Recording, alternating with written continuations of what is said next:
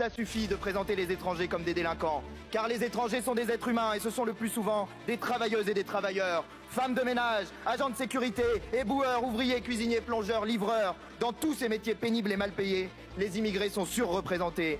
Et que dire des médecins et infirmières qui soignent nos malades et prennent soin de nos anciens? Ces travailleurs, monsieur Retailleau, vous leur pourrissez la vie. Vous le faites en empêchant l'accès aux titres de séjour. On les attend des mois, des années, et quand ils arrivent, ils sont déjà périmés. Suivez Pendant des le autres Covid, expériences. pendant que vous étiez tous renfermés dans vos appartements, qui allait ouvrir les magasins? Qui allait livrer les marchandises? C'était qui est mort du Covid sans protection? C'était les salariés sans papier. Partout en Europe, la gauche s'est rendu compte que l'immigration n'était plus soutenable. Partout en Europe, les positions les plus restrictives en matière d'immigration sont prises par des gouvernements socialistes. Vous n'avez pas changé. Alors il paraît que nous, on n'a pas changé peut-être, mais la gauche, elle n'a pas changé non plus. On a l'impression d'assister à un concert Star 80. Ça rajeunit. Quand on voit que nos capacités d'intégration sont saturées, il faut avoir l'honnêteté de le reconnaître. Le délit de séjour irrégulier a déjà existé dans le passé. La gauche l'a supprimé en arrivant au pouvoir. Est-ce que vous avez l'impression que depuis la situation du pays en matière migratoire, en matière d'intégration va mieux? Est-ce que vous n'avez pas envie de remettre des repères dans notre pays? On peut appeler ça des repères de fermeté. Moi, j'appelle ça juste des repères républicains pour que les gens qui rejoignent notre pays le fassent en respectant des règles et avec la volonté pleine et entière de s'intégrer. Lorsque des femmes et des hommes en détresse viennent chez nous, non seulement, comme le disait Léa Balage El-Mariki, ce n'est pas en lisant le code pénal, elles le font aussi parce que notre France, notre terre révolutionnaire est une terre de liberté. Et c'est aussi cela qui appelle des gens, exactement, à sortir de leurs conditions. C'était bien sûr sur le pacte d'immigration et l'asile et vous allez suivre ce qui s'est passé. Pacte européen sur la migration et l'asile vient d'entrer en vigueur depuis une semaine à peine. C'était vendredi de la semaine dernière. Emmanuel Macron se dit opposé à l'une de ses mesures phares pour lutter contre l'immigration clandestine, celle qui permet la création de hubs retour, c'est-à-dire des centres d'accueil dans des pays tiers hors de l'Union européenne pour renvoyer les déboutés du droit d'asile. Donc oui pour une politique très rigoureuse en matière d'immigration, telle que nous l'avons portée au niveau européen et national, et je l'assume. Oui pour une politique qui lutte contre l'immigration illégale, qui nous rend plus efficaces, qui conduit à des retours. Pour ce qui est de la France, non à des centres de retour ou des hubs de retour. Ça suffit de présenter les étrangers comme des délinquants, car les étrangers sont des êtres humains et ce sont le plus souvent des travailleuses et des travailleurs, femmes de ménage, agents de sécurité, éboueurs, ouvriers, cuisiniers, plongeurs, livreurs. Dans tous ces métiers pénibles et mal payés, les immigrés sont surreprésentés. Et que dire des médecins et infirmières qui soignent nos malades et prennent soin de nos anciens? Ces travailleurs, monsieur Retailleau, vous leur pourrissez la vie. Vous le faites en empêchant l'accès aux titres de séjour. On les attend des mois, des années, et quand ils arrivent, ils sont déjà périmés. Vous le faites par vos mots, en disant que l'immigration n'est pas une chance pour la France. Quelle honte de dire cela quand 20 millions de nos compatriotes ont un aïeul étranger. J'en suis. Vous aimez l'histoire de France, monsieur Retailleau, la voici. C'est celle du Vénézuélien Miranda qui combat à la bataille de Valmy. Celle des étrangers naturalisés en 1848 pour avoir fait la Révolution et établi la République. Celle des 600 000 soldats coloniaux enrôlés de force et des 500 000 travailleurs qui font tourner nos usines en 14-18. Celle des Allemands, Italiens, Espagnols, Polonais ou Arméniens comme les Manoukians qui rejoignent la résistance en 1940. Celle des Algériens, Marocains, Tunisiens, Sénégalais qui débarquent en Provence pour libérer la France en 1944. Beaucoup sont les enfants de cette grande histoire des combattants de la liberté et des bâtisseurs d'après-guerre venus du monde entier. Alors, monsieur Retailleau, en disant que l'immigration n'est pas une chance pour la France, c'est vous qui salissez son histoire. Écoutez bien sûr les autres expériences. Dans un pays comme la France, par exemple, on sait que 40% du taux de natalité est assuré par des populations étrangères. C'est une réalité aussi. Donc maintenant, on est dans une situation où c'est ce que vous dites qui renforce l'extrémisme. Quand vous dites que l'immigration pose un problème, il faut aussi parler des avantages de l'immigration. Parce que moi, quand je travaille en France, je paye mes impôts ici. La majorité paye ses impôts, s'installe dans vos pays, enrichit vos pays. Donc, ce sont des citoyens productifs. Et l'autre ajoute ce qui suit. Nous ne sommes pas des voyous, nous travaillons, nous participons à la vie économique de ces pays et nous payons nos impôts. L'autre expérience qui va suivre est très intéressante. Arrêtez de croire que les Africains sont en France pour profiter de votre pays, en fait. Les gens travaillent. Qui fait le ménage? Qui nettoie les bureaux? Qui s'occupe de vos parents là dans les EHPAD? Qui sont les infirmières? Qui? C'est nous. C'est nous. Tout le sale boulot que vous ne voulez pas faire parce que alors vous, dès qu'il y a un petit problème, j'ai mal au dos, je me mets en arrêt maladie, nous tu te mets en arrêt maladie une fois, deux fois, on te dit que t'es fainéant, on te tège. C'est comme ça que ça se passe. Tu veux qu'on en parle de la France? Tu sais ce que c'est la France? Tu veux qu'on en parle? Non, tu ne sais pas, mon ami. Ici en France, nous, quand on se plaint qu'on on a mal, on ne nous prend pas au sérieux. Pourquoi? Parce que dans l'inconscient du blanc et de la France, l'homme noir, il est solide. Donc quand nous, on dit qu'on a mal au dos, nous, on n'est pas pris au sérieux. Alors que vous, quand vous dites que vous avez mal au dos, on vous donne un arrêt maladie, on vous donne une attelle, on vous met tout ce qu'il faut, vous restez chez vous pendant des jours et vous profitez de l'assurance maladie. Vous êtes payé pour ça. Nous, on n'a pas ces privilèges-là. Tu t'absentes 2-3 fois pour cause de maladie, tu te fais licencier. Arrêtez de dire qu'on profite du système. On ne profite pas du système. On bénéficie de ce qu'on a travaillé, en fait. À un moment, il faut arrêter.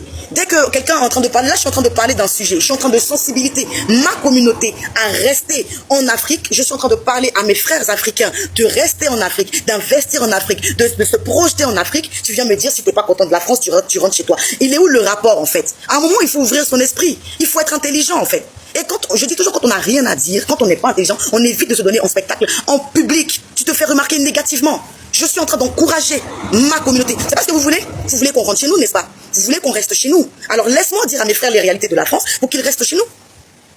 Laisse-moi leur dire la vérité pour qu'ils restent chez nous. Alors à quel moment tu viens me dire si tu quittes la France? Ou c'est le français que tu ne comprends pas? C'est avec le français que tu as du mal? C'est avec ta propre langue que tu as un souci? Mais alors, il faut arrêter.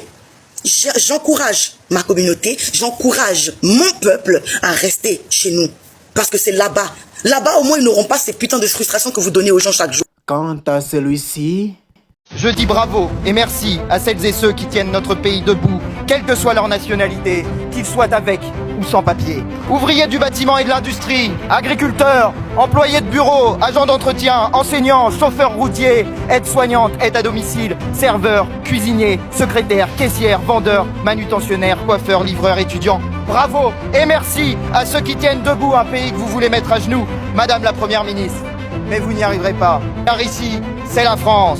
Notre peuple est rebelle et insoumis. Il ne courbe jamais les chines et ne baisse jamais les yeux. Madame la Première ministre, je vous ai dit tout à l'heure que vous détruisiez la France en détruisant la République. Laissez-moi vous en dire plus. Qu'est-ce que la République? C'est le gouvernement du peuple, par le peuple et pour le peuple. Quelle est sa devise? Liberté, égalité, fraternité. J'invente rien. J'ai seulement lu l'article 2 de la Constitution. Et tandis que vous avez trouvé le moyen de citer 16 fois l'article 49.3 à cette tribune, vous n'avez toujours pas appliqué cet article 2. Vous faites l'inverse. Macron gouverne seul contre le peuple et pour les riches. Avec vos 49.3 à répétition, vous faites... Bonjour, mesdames et messieurs, j'espère que vous allez très bien. Pour ceux qui ça ne va pas, la vie c'est comme ça. La vie est faite du haut et puis du bas. Aujourd'hui ça va, demain ça ne va pas. Comme aujourd'hui ça ne peut pas aller, mais demain ça va aller. Nous sommes des êtres qui, par nature, nous sommes finis. La vie est faite comme ça, on ne peut pas faire autrement. Alors, la fois passée, on avait fait une vidéo à propos de comment est-ce que l'Union européenne veut voter la loi contre l'immigration et qu'il faut faire rentrer toutes ces personnes qui veulent immigrer vers l'Europe et comment il y a eu des réactions de beaucoup de personnes. Alors, on a vu comment est-ce que ces immigrés peut-être causent des problèmes pour ces pays d'accueil, mais est-ce que ces immigrés n'ont pas quelque chose à apporter à ces pays qui les accueillent? Parce que ces immigrés ne sont que là pour profiter. Ils n'ont pas quelque chose à donner, à contribuer aux communautés d'accueil.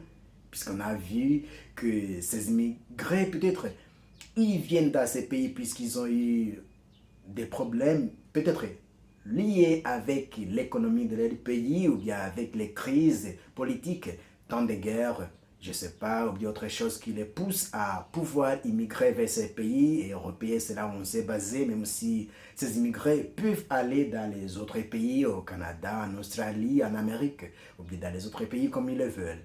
Mais on a vu qu'il peut aussi y avoir fuite de cerveau, puisque des personnes sont à la recherche du travail. Si dans les pays ils ont manqué, ils peuvent aller chercher ailleurs. Ça peut être possible, mais aussi manque des autres moyens financiers et des crises politiques, comme je le disais. Aujourd'hui, alors, on va continuer notre débat. On va voir comment est-ce que ces immigrés ont quelque chose à apporter pour ces pays qui les accueillent. Vous venez de voir des petites coupures de vidéos qui te montrent comment est-ce que ces immigrés apportent quelque chose à ces pays d'accueil. Ils ont quelque chose à apporter. puisque ce sont des personnes, ce sont des humains, mais à la fin, on va trouver que même si on dit que peut-être la culture des pays d'accueil, ça va se perdre petit à petit, puisqu'il y a un mélange dans ces pays, mais ce qui est sûr est qu'un bouquet de fleurs n'est que bien lorsque les fleurs là sont mélangées de roses, on peut avoir beaucoup de fleurs. C'est là où un bouquet a plus de valeur, c'est là où un bouquet est bien présenté. Et vous allez voir que si ça a une même couleur, ce n'est pas du tout attirant, comme si ça pouvait avoir beaucoup de couleurs et beaucoup de fleurs qui sont mélangées.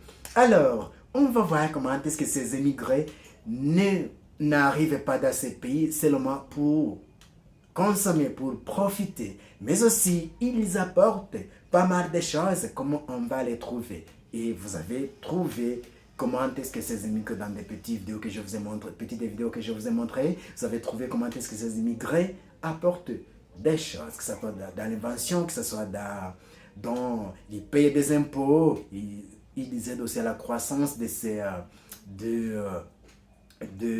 démographique de ces pays qui les accueillent, puisqu'on va trouver que les pays développés, parfois il y a la crise démographique, c'est des continents, des pays qui ont des gens à l'âge de la vieillesse, mais on a besoin des jeunes, et ces hommes-ci et ces femmes qui y arrivent contribuent d'une façon ou d'une autre, et ils aident dans pas mal de travaux, puisque lorsqu'ils arrivent là-bas, ils essaient aussi de travailler. Alors, j'ai essayé de préparer quelques lignes qui vont nous guider pour arriver à montrer comment est-ce que ces émigrés apportent quelque chose aux communautés d'accueil. Alors, sans toutefois tarder, on y entre. Alors, l'importance dans les pays d'accueil. L'immigration est un phénomène ancien qui accompagne l'histoire de l'humanité, puisque les gens immigrent d'un pays à l'autre, d'une région à l'autre comme ça. Aujourd'hui, des millions de personnes quittent leur pays d'origine pour chercher de meilleures conditions de vie. Et c'est ça que je vous disais, qu'on avait trouvé que même des Européens, ils étaient des premiers même à immigrer vers l'Afrique. Ce qui est vrai. Ils sont venus, et par après nous sont venus, il y a eu l'esclavagisme, il y a la colonisation, et aujourd'hui peut-être que ça continue. Alors, ce que nous pouvons voir est que on cherche de meilleures conditions de vie, des opportunités d'emploi, comme je disais, une formation ou encore la sécurité. Et c'est ce qui pousse pas mal de gens à immigrer. On a besoin tout d'abord de la sécurité. Ça peut être la sécurité du corps, bien ça peut être aussi la sécurité en vie, une sécurité économique aussi peut toucher une personne, peut pousser une personne à pouvoir immigrer d'une région à une autre, d'un pays à un autre, d'un continent à un autre. Alors, dans les pays d'accueil, les immigrés jouent un rôle fondamental dans plusieurs domaines économiques, ce qui est sûr, on va le voir, social, culturel et démographique. On va détailler tout cela. Et puis, les contributions participent au développement et à la prospérité des sociétés modernes. Ils y participent. On ne peut pas dire qu'ils ne sont que là pour consommer, pour profiter de ce que les autres avaient déjà fait pour pouvoir arriver à se développer. Tout d'abord, les immigrés, c'est un moteur de développement économique. Les immigrés constituent une force de travail importante pour les pays qui les accueillent. Ils occupent souvent des emplois dans des secteurs confrontés à une pénurie de main-d'œuvre, notamment l'agriculture, la construction, l'industrie et la restauration et les services de santé. Ils sont là-bas, ils sont nombreux. Comme vous avez vu dans une petite vidéo qui est passée au début, ils y participent. Ces immigrés ont la place importante aussi pour les pays d'accueil. Et selon l'Organisation internationale du travail, les travailleurs migrants contribuent significativement à la croissance économique des pays d'accueil grâce à leur participation au marché du travail. Je cite, les immigrés apportent une contribution importante à la croissance et au développement économique des pays de destination. Fin de citation. Par ailleurs, les immigrés participent à la création de richesses en consommant des biens et des services, puisqu'ils aussi consomment. En plus, ils payent également des impôts et des cotisations sociales qui financent les services publics tels que les écoles, les hôpitaux et les infrastructures. Comme je le disais, quand ces immigrés arrivent à travailler, eux aussi payent les impôts pour les pays d'accueil. Mais on n'oublie pas bien sûr qu'il y a ceux qui arrivent là-bas et n'est pas en mesure de travailler, ceux qui sont malades et ceux qui sont déjà âgés. Mais on voit que beaucoup de gens qui immigrent, il y a ceux qui sont en mesure de travailler aussi, de contribuer au développement des pays d'accueil. En deuxième lieu, il y a une réponse au vieillissement démographique. Comme je le disais, dans plusieurs pays développés, la baisse du taux de natalité et l'augmentation de l'espérance de vie provoquent un vieillissement de la population. La population vieillit. L'arrivée des personnes immigrées, souvent jeunes et en âge de travail, de pouvoir travailler, permet d'abord de renouveler la population active et ensuite de soutenir le système de retraite. En troisième lieu, il maintient aussi la productivité économique et enfin, il réduit les pénuries des travailleurs puisqu'ils sont en âge de travailler, ils sont en âge de pouvoir faire quelque chose. Alors, il contribue et réduit les pénuries des travailleurs. Selon les Nations Unies, l'immigration constitue l'un des moyens permettant d'atténuer des effets du vieillissement démographique dans certaines régions du monde. Je cite, « Dans de nombreux pays, l'immigration internationale contribue à compenser le déclin de la population active. » C'est selon ONU, Département des Affaires économiques et sociales. En troisième lieu, il y a ce qui est important aussi, c'est une richesse culturelle pour les sociétés d'accueil. Comme je le disais, c'est comme un bouquet de fleurs qui sera composé de plusieurs couleurs. Et alors, il y aura la richesse de la culture. Comme l'immigration favorise la diversité culturelle, les émigrés apportent avec eux leur langue, leur tradition, leur cuisine, leur art et leur mode de vie. Cette diversité permet, en premier lieu, de l'enrichissement culturel. En deuxième lieu, il y a le dialogue entre les peuples. Et comme nous pouvons le voir, en troisième lieu, il y a une meilleure compréhension des différentes cultures. Et en quatrième lieu, il y a le développement du tourisme et des échanges internationaux. Par exemple, de nombreuses villes du monde sont reconnues pour leur caractère multiculturel grâce à la présence de communautés venues de différents horizons. Je cite, « La diversité culturelle est une source d'innovation, d'échange et de créativité pour les sociétés humaines. » Fin de citation, c'est avec UNESCO. Déclaration universelle sur la diversité culturelle en 2001. Et comme vous le voyez même, il y a aujourd'hui des équipes nationales des pays développés. Vous allez y trouver que les joueurs sont mélangés avec plusieurs couleurs pour des sociétés qui sont déjà mélangées. Et ce n'est pas du tout mauvais. Ça montre aussi la richesse que les humains peuvent vivre ensemble, peuvent collaborer. Vous pouvez voir même dans la Coupe du Monde, il y a des équipes qui ont des joueurs aujourd'hui mélangés de toutes les couleurs et de toutes les races. Ce qui est bien, et ces joueurs vont jouer ensemble avec un seul but de pouvoir gagner. Et ça arrive qu'on gagne. Alors, en quatrième lieu, nous pouvons voir que les immigrés et l'innovation, puisque ce sont des humains, ils sont en mesure d'innover. Alors, les immigrés sont souvent porteurs de nouvelles compétences et d'expériences variées. Beaucoup deviennent entrepreneurs, chercheurs ou innovateurs.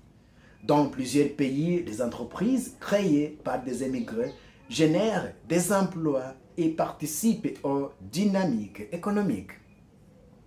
Des études menées par le CDI montrent que des immigrés qualifiés contribuent fortement aux avancées scientifiques et technologiques. Je cite. Les immigrés qualifiés renforcent l'innovation et la compétitivité des économies d'accueil. Fin de citation. Et l'histoire nous montre également que de nombreux scientifiques, ingénieurs et entrepreneurs immigrés ont joué un rôle majeur dans les progrès technologiques mondiaux. Et en cinquième lieu, nous pouvons voir qu'il y a le renforcement des relations internationales. Les immigrés créent souvent des liens entre les pays d'origine et les pays d'accueil. Et ces liens favorisent, en premier lieu, les échanges commerciaux. En deuxième lieu, il y a les investissements étrangers. En troisième lieu, il y a les partenariats universitaires. Et en quatrième lieu, il y a la coopération culturelle. Et grâce à leurs réseaux internationaux, les immigrés facilitent la circulation des idées, des connaissances et des opportunités économiques.